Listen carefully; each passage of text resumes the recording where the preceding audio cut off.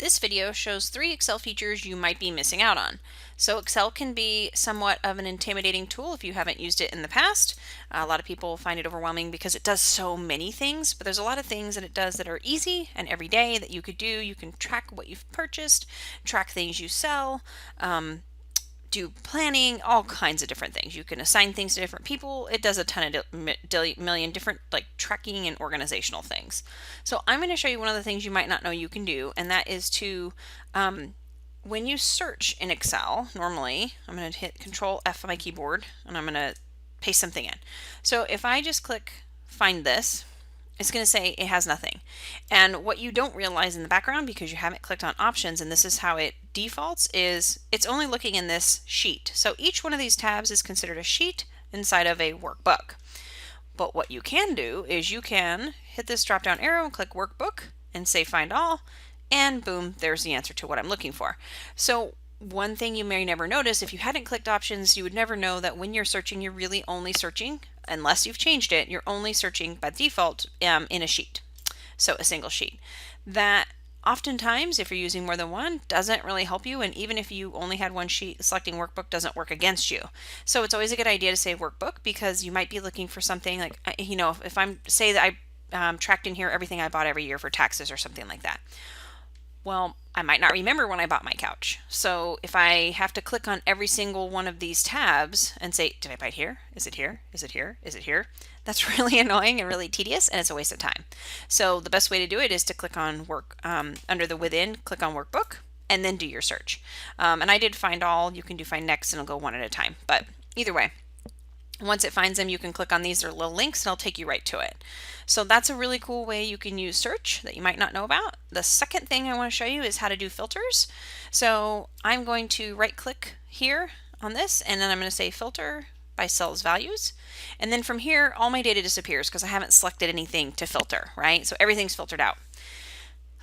In case you're unaware, a filter means that none of my data is gone. It's just only showing me what meets certain criteria. I haven't picked any yet, so there's no data.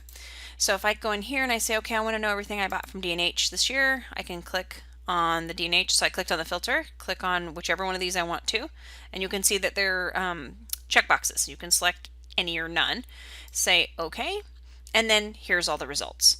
So the nice thing is however you had it filtered before, so in my case it's chronologically, it still is in that order, and it's only showing me the things that met that criteria. So that's kind of cool if you're looking for, say you buy and sell, or you're tracking whatever it may be, certain numbers of hours or an employee or things you bought, things you sold, taxes you paid, whatever it may be. You can create a filter and then go, okay, I just want to know, I just want to see so-and-so's hours. So say this is your employee column. And you say, okay, this is the employee I want. And then it'll show you everything for that employee. So this is a really good way to, it's kind of like search, except for it's more of a way to get an overview of some data, but yet without actually changing your data or having to create another spreadsheet or a different view.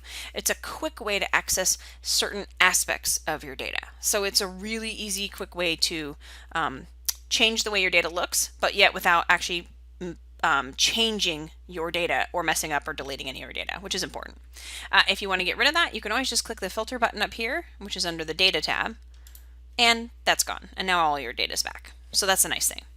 And then the next thing I want to show you, the last thing, is how to access information, to basically summarize information in a cell that's related to other sheets in your workbook. So this is information about energy. If I wanted to, I'm going to do an average. Let's say I'm going to do like a semi-annual average. So I'm going to click up here on the E, and I'm going to click the drop down side here. So I get to average. If you just click the E, you end up with sum. That's the default. So I'm going to click average, and I'm going to click this box here because that's one of the ones I want. And then I'm going to hit the comma on the keyboard.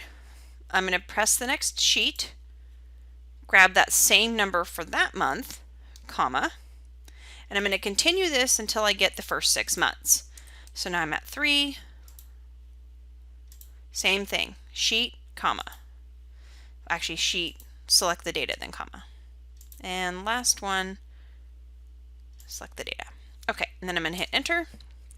And if I go back over here, you can look and see, you can verify. So it's going to look really weird to you if you've never seen this, but what this is it's saying, okay, D34, because there's no November exclamation or October, the month, that means the sheet you're in. That's how you know that's the sheet you're in, that one there. Then this here lets you know that I'm in November, and then the D34, October, D34, September, D33. So they're a little bit different cells, but it's letting you know I got a cell from July, August, September, October, November, and December. And actually technically it doesn't tell you December. You know you're in December because it has no other specific sheet name listed, and I'm in December. So if depending upon what your sheet names are, those will be very different. If you have numbers like 1 or people's names or whatever they may be, whatever the names of these sheets are, that's what's going to show up before the cell number so that you know that's the exact cell you've picked.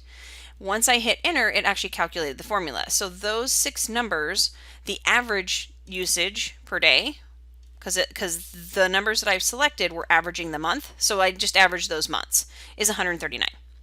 So if I were to go through, take all those numbers and add them up, that's exactly what it would come out to. But this is a faster way to do that. And the idea is that you can have formulas that are based on cells in other sheets. You can actually even have them in other workbooks, other files.